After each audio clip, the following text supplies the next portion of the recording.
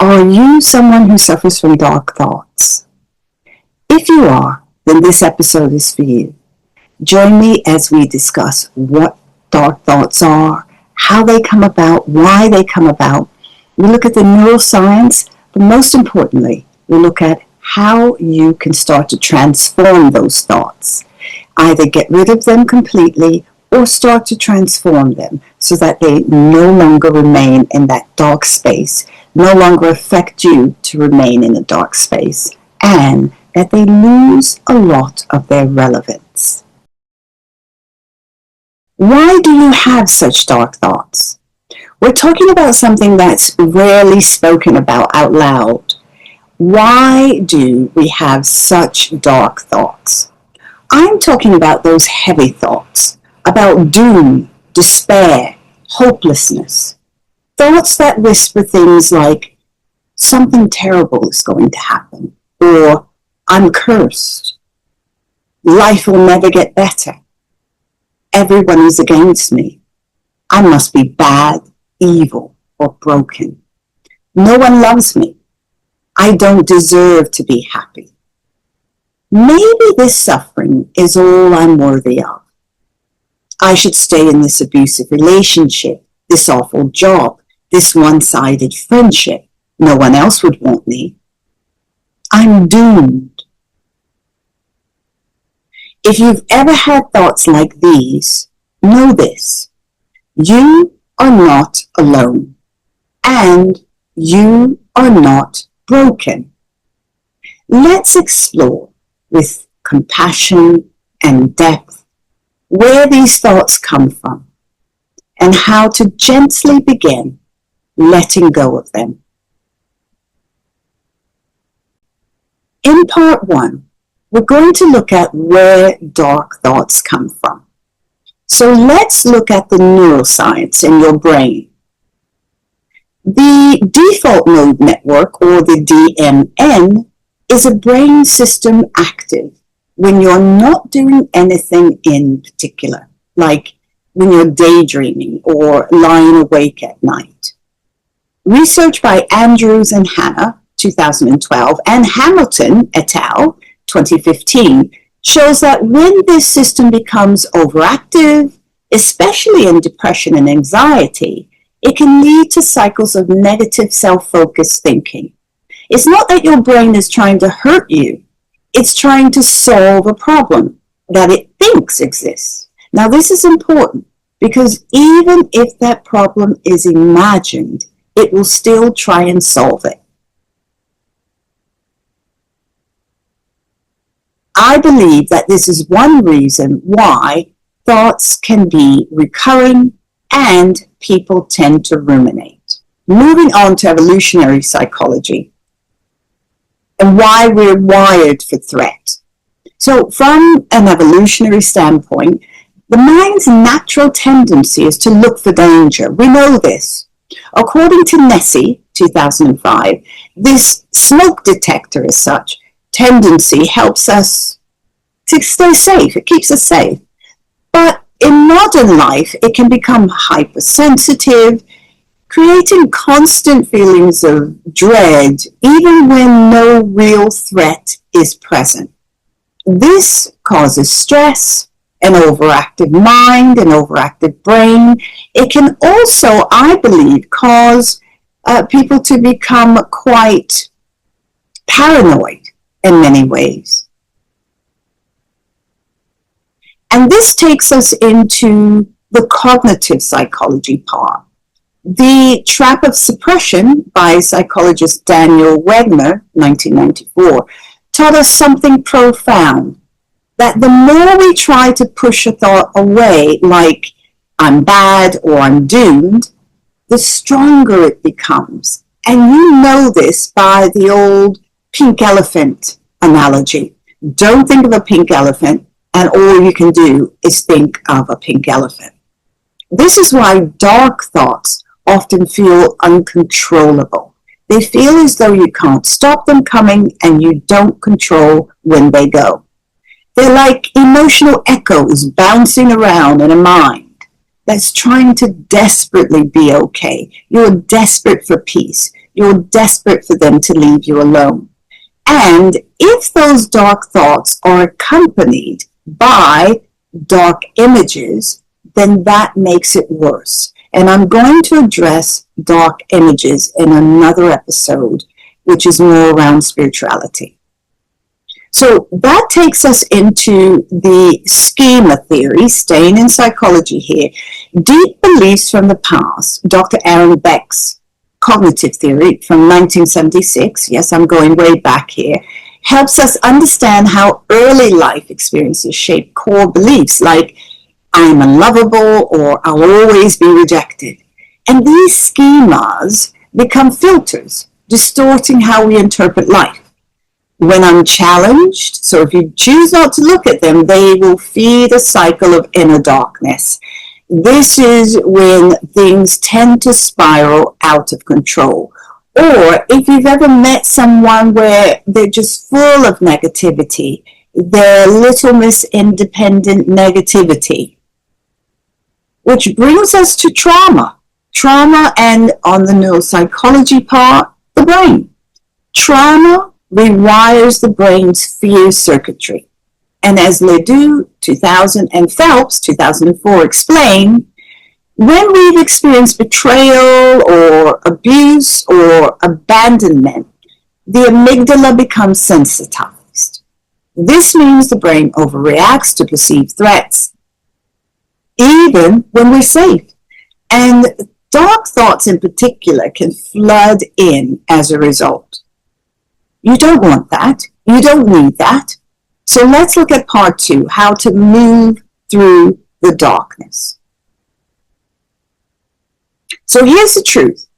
You don't need to get rid of these thoughts to heal. I know you think you do, but you don't. That's a huge task anyway. And so we want to lessen things that are a bit too daunting for you. And so you don't need to get rid of these thoughts. But what you need to understand is that you need to understand these thoughts. And that will soothe the system that creates them and build a new, more grounded way of relating to your inner world. So dark thoughts are a part of your inner world. If you're into living with purpose, clarity, and soul, check out the Aligned Living newsletter. I am genuinely obsessed with creating it. Every month, I share strategies that actually work, drawn from over 20 years as a therapist, plus powerful insights into spiritual and personal growth. And the best part, you'll get access to free resources like the Aligned Living Journal, full e-courses, guided meditations, and tools to help you shift your energy, habits, and mindset, all for free when you sign up. I'm building this with heart, with soul, with honesty, and I'd love for you to be a part of it. Head to the link in the show notes and join me today.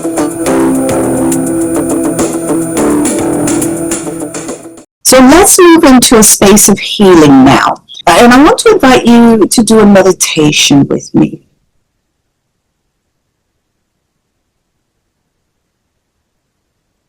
And there's a lot to take in, but I want you to take in a couple of deep breaths and find a very quiet space. Just settle in and allow me to guide you through a very gentle meditation and emotional reset. We're going to go from darkness to inner light. So begin by taking in a deep breath and really feel it go right down into your abdomen. And exhale slowly. Let your shoulders drop. Let your jaw soften. You are safe in this moment. As you sit or lie, I want you to bring into your awareness one of those dark thoughts, gently. Maybe it's the one that says you're doomed or you're cursed. No one will ever love you. Let that dark thought come in, just for now. Don't push it away. Just notice it, almost like a cloud drifting through the sky.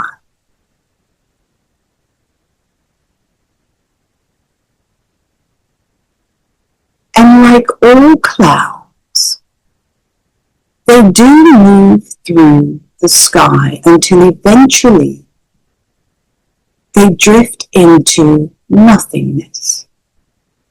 You can no longer see them.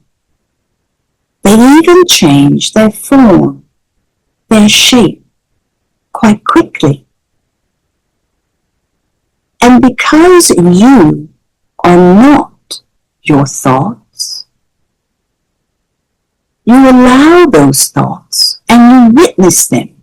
You observe them changing their shape, their form, their size, their color, their consistency, quite quickly. Some of them become so transparent, so quickly, that you forget what they were. You are not your thoughts. You are the space that notices them. You are the space that observes them. You only watch them.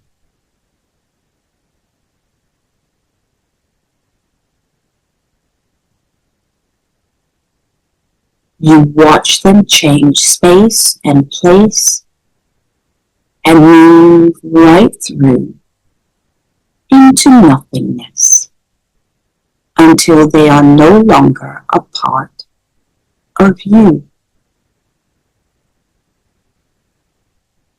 And it may be surprising, and you may find it uncanny, that if that particular thought returns, it is somehow quite different. It's changed, either through its consistency, its shape, its size, how it makes you feel. Your thought about the thought changes.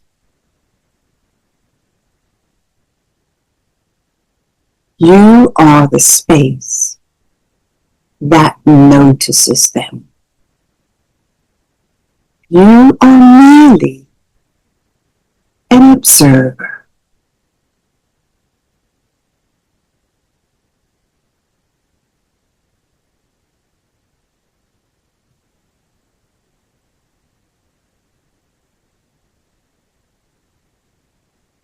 Now, when you're ready, take in a nice deep breath, and as you exhale, begin to open your eyes.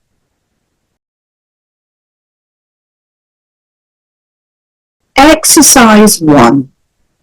Label the thought. So I want you to say softly in your mind, this is a thought, not a truth. This is a memory, not a prophecy. Let your body breathe. Let your nervous system unwind.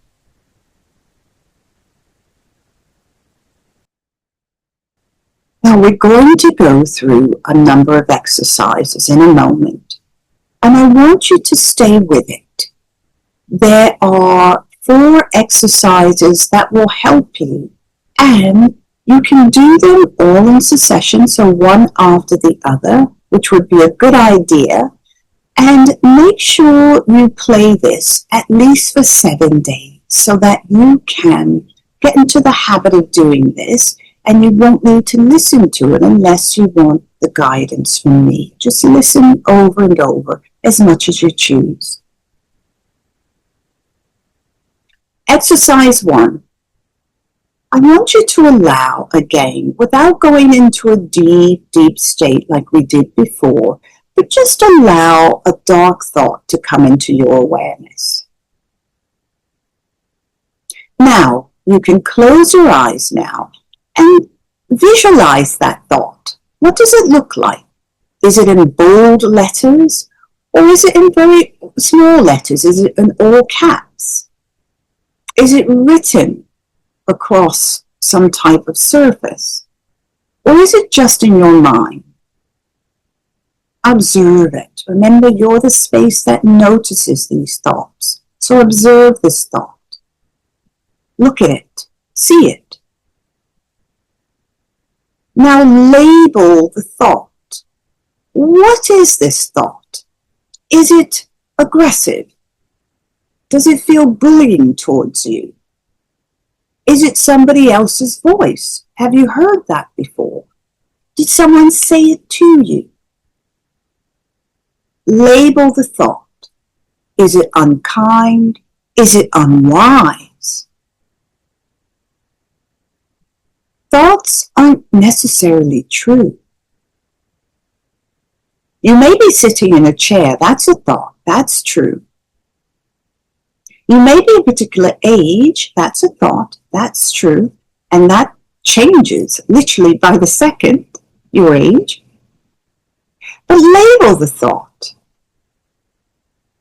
If your thought is, oh my goodness, I'm getting older, okay, that thought is true. You are indeed. That's science. We can't change that.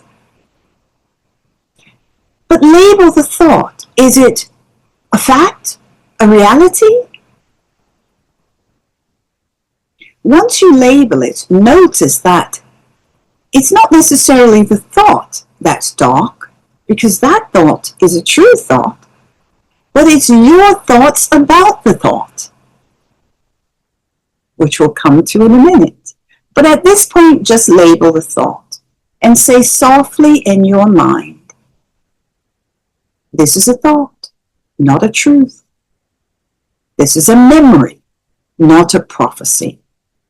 And let your body breathe, let your nervous system unwind.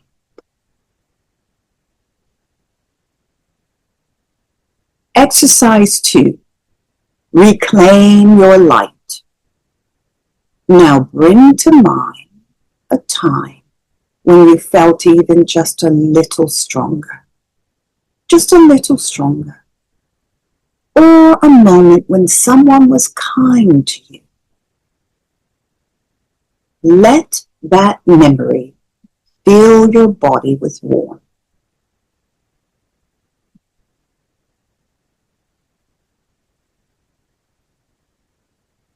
And repeat these words in your heart, in your mind, or out loud. I am healing. I am human. I am worthy of peace.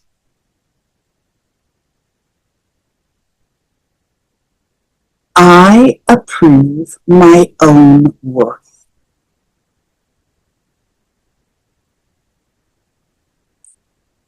I exist, and therefore I am.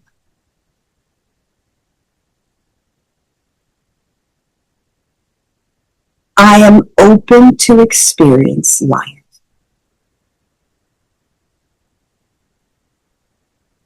I am learning that I am enough.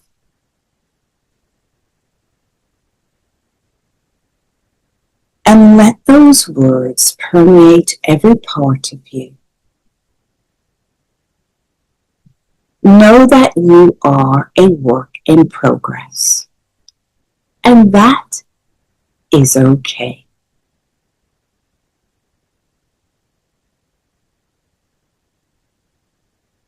Exercise 3, gratitude anchoring. So now bring your hand to your heart. And I want you to think about 3 small things you are grateful for today. They can be simple. Warmth, your breath, music, your spirit animal, your cat, your dog, your plants. Gratitude creates new neural pathways that weaken the grip of fear. And we are grateful for those neural pathways that weaken the grip of fear. You are slowly teaching your brain that you are safe and that you are enough. This week, continue to do this gratitude, bringing to mind 3 small things that you're grateful for that day. If you choose, you can write them in your gratitude journal that's attached to this episode.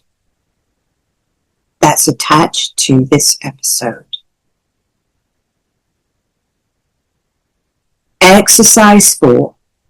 Choose your next gentle step. And I want you to ask yourself, what is one small, kind thing that I can do for myself today? Not a big fix, not a big jump, just a tiny offering. It may be a cup of tea. It may be a short walk.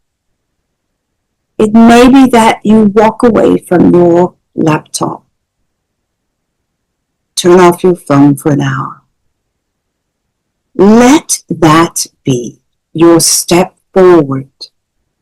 Let's welcome small, tiny offerings to start.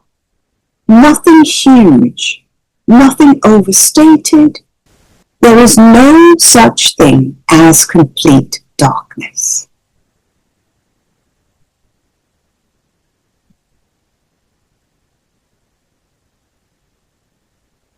Practice these exercises daily, and you will find that your dark thoughts begin to dissipate.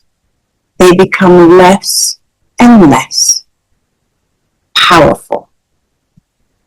You are not your darkest thought.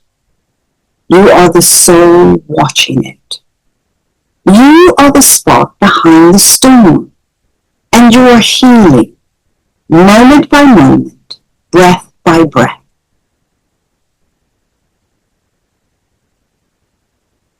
If this episode helped you or someone you care about, please share it. Leave a comment, subscribe, and let's keep the conversation going. And if you're ready to go deeper, go to my website at 9 Peaches Therapies, where I offer private one-to-one sessions and audio journeys that help you move beyond fear into your most powerful self. When you subscribe to the newsletter, you receive a free downloadable journal, which is a printable to work with, transforming your dark thoughts. If you're ready for exclusive soul-nourishing content that you won't find anywhere else, become a subscriber on Apple Podcasts and Spotify to access ad-free episodes with special guided meditations and visualizations for calm and clarity, and bonus episodes on spiritual growth, personal growth, energy healing, and spiritual awakening. Join the inner circle and experience deeper self-discovery today.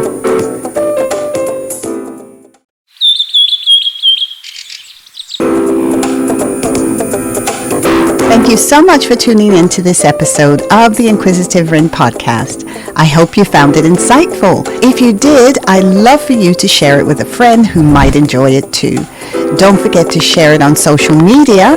It really helps us reach more people who resonate with our content.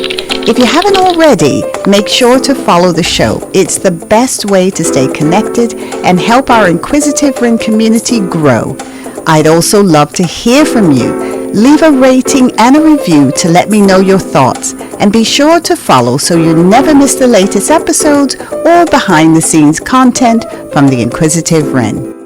If you're ready for exclusive soul-nourishing content that you won't find anywhere else, become a subscriber on Apple Podcasts and Spotify to access ad-free episodes with special guided meditations and visualizations for calm and clarity, and bonus episodes on spiritual growth, personal growth, energy healing, and spiritual awakening. Join the inner circle and experience deeper self-discovery today. Thanks again, and as always, stay curious.